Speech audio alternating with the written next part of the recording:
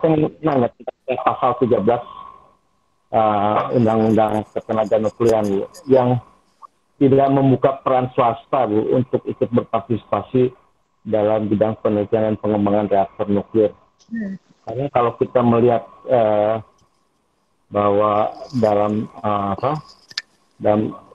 dalam Undang-Undang Ketenaga Nukliran dijelaskan apa yang dimaksud dengan komersial itu tidak ada. Namun selama ini dalam pelaksanaan Undang-Undang Ketenaga Nukliran, makna reaktor nuklir non komersial diartikan sebagai reaktor nuklir yang bersifat riset yang hanya dimiliki oleh Batan. Emang swasta nggak boleh melakukan riset? Ini yang pertanyaannya, karena menurut saya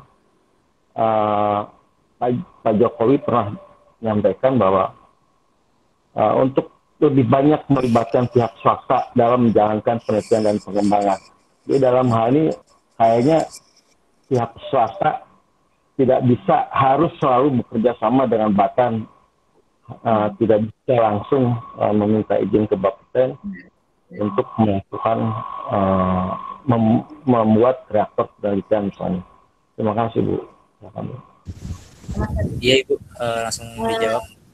Pak Hedi, terima kasih untuk pertanyaannya. Jadi memang untuk di Undang-Undang Nomor 10, memang untuk yang semua yang bersifat non komersial itu hanya Batan ya, badan pelaksana disebutnya. Tetapi kita memang dengan adanya RUU Omnibus Law dan juga RUU Ketenaga Nukliran yang baru, kita sangat membuka semua kesempatan untuk riset dan pengembangan atau riset penelitian dan pengembangan untuk ketenaga nukliran ini tidak hanya dilaksanakan oleh badan pelaksana atau Batan. Memang kalau di undang-undang sekarang begitu dilaksanakan oleh Batan, tapi harus bekerja sama gitu kan. Yang lain-lainnya harus bekerja sama dengan Batan. Ini yang sangat menyulitkan, akhirnya tidak berkembang itu, termasuk tadi reaktor daya non komersial yang harus dibangun oleh, misalnya akan dibangun oleh swasta. Ini kan nggak boleh harus melalui Batan, kerjasama dengan Batan. Tetapi sekarang kita membuka Pak Hedi di RUU Ketenaga Nukliran. Kalau masih belum selesai RUU Ketenaga Nukliran, kita masih mengacu Undang-Undang 10 gitu. Nah, tapi di Omnibus Law sih kayaknya membuka juga ya, di riset dan inovasi itu swasta juga bisa melakukan pengembangan atau penelitian untuk semua sektor ya. Jadi tidak hanya pemerintah yang melakukan penelitian dan pengembangan, pemerintah kan uangnya terbatas ya. Jadi sekarang dibuka kesempatan oleh seluruh akademisi maupun juga perusahaan ataupun BUMN untuk melakukan penelitian pengembangan dengan anggaran mereka. Kalau anggaran pemerintah nggak akan bisa berkembang penelitian dan pengembangan, termasuk tadi pembangunan reaktor daya non komersial juga di dalam RUU. Maksud saya Bu, kalau bisa dimasukkan dalam Omnibus Law Bu, supaya bahwa bukan oleh Batan. Sudah ada di klaster riset inovasi Pak, yang saya tidak jelaskan sih, dia ada klaster tersendiri, tapi di situ dibuat kesempatan semuanya.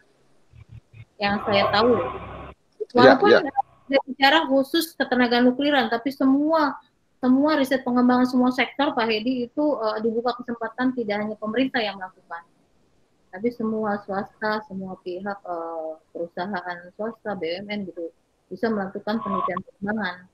Ini semua arahnya emang sekarang ini sudah berbeda ya Pak Hedi, dengan undang-undang yang lama itu sangat berbeda, sehingga semuanya menuju satu tujuan yang sama sih, RUU Omnibus Law sama RUU Ketenaga Nukliran. Jadi membuka kesempatan seluas-luasnya untuk riset dan pengembangan bagi semua sektor.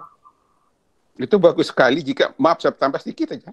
Iya Pak, mau. Ya, bagus sekali jika di dalam klaster ketenaga nukliran di Omnibus Law ini membuka peluang bagi pihak swasta untuk juga ikut melakukan penelitian dan pengembangan dan inovasi. Memang itu ada undang-undangnya ini dan sudah disahkan di kami di Komisi 7 dulu. Jadi swasta itu boleh, bahkan didorong ya. Karena dana penelitian itu tidak bisa hanya mengandalkan R&D dana dari pemerintah, juga dari swasta. Tapi masalahnya Batan selalu bilang bahwa itu harus kerjasama dengan Batan Pak. Nah, jadi itu yang harus diluruskan. Pentingnya dimasukkan dalam Omnibus Law itu bahwa Batan atau perguruan tinggi atau pihak swasta yang memang punya kemampuan gitu Pak. Harusnya gitu Pak. Betul, kita harapkan Omnibus Law kan maksudnya untuk menarik investasi. Iya. investor Tapi kan datang Pak. Kalau gitu. kalau harus bekerja dan batan, ya sama juga jalan di tempat. Iya. Ya. Nah, kan ahli-ahli di luar batan juga nggak kurang. Tinggal nanti pengawasannya Bapeten kan. Kalau Iya. dia melanggar apa, katakan tadi, kalau penelitiannya mengarah mau bikin bom misalnya, ya Bapeten yang akan tegur misalnya seperti itu ya. Jadi berikanlah kesempatan di bidang ketenagaan nukliran ini, pihak swasta juga ikut ambil bagian, ikut berinvestasi, mengeluarkan dana uang mereka untuk melakukan R&D, penelitian sama inovasi. Ya, jadi kita berpikir itu lebih terbuka. Mungkin Batan banyak ahlinya, tapi di luar mungkin ada ahli di bidang yang lebih ahli lagi begitu loh. Jadi apa namanya, tidak boleh dikunci mati, harus dengan Batan, sehingga nanti tidak berkembang. Padahal di luar itu banyak ahli-ahli yang mungkin lebih menguasai segi bisnisnya, segi pemasarannya, segi apanya, di samping segi teknologi nuklirnya misalnya seperti itu. Nah, ini aspek komersial mau tidak mau PLTN ini dibuka untuk pihak investor swasta. Syukur-syukur di Omnibus Law ini diatur kemudahan. Jadi tidak boleh penelitian itu harus dengan Batan sendiri, silakan kita dukung juga fungsi Batan sebagai lembaga riset tetap. Tapi kalau ada pihak swasta mau membiayai sendiri, membiayai sendiri penelitiannya, dibuka dong. Uang sendiri kok yang mau dipakai, ya seperti itu.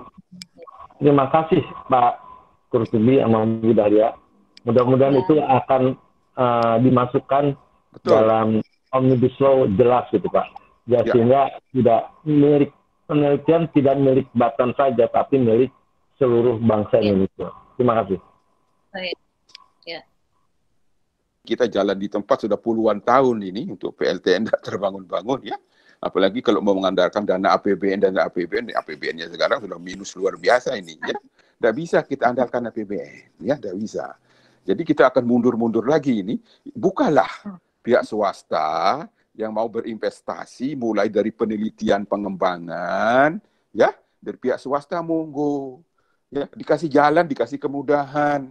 Jangan dibikin aturan yang ribet, harus kerjasama dan ini harus ini dan seterusnya, ya. Nah, ini harus kita dorong. Mumpung Omnibus Law ini memang niatnya untuk menyederhanakan perizinan, menyederhanakan proses-proses investasi. Kan niatnya Omnibus Law itu. Nah, di sektor ketenagaan nukliran kesempatan ini ya di samping daya dorongnya, karena APBN kita tidak mungkin membiayai penelitian di bidang riset tenaga nuklir, riset PLTN, ya, riset sisi hulunya tidak mungkin, ya.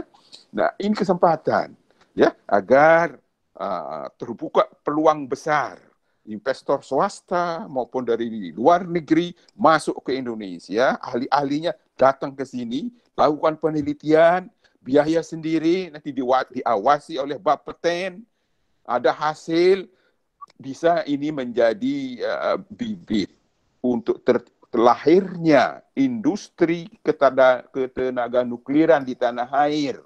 Industri pendukung PLTN akan lahir, industri baru.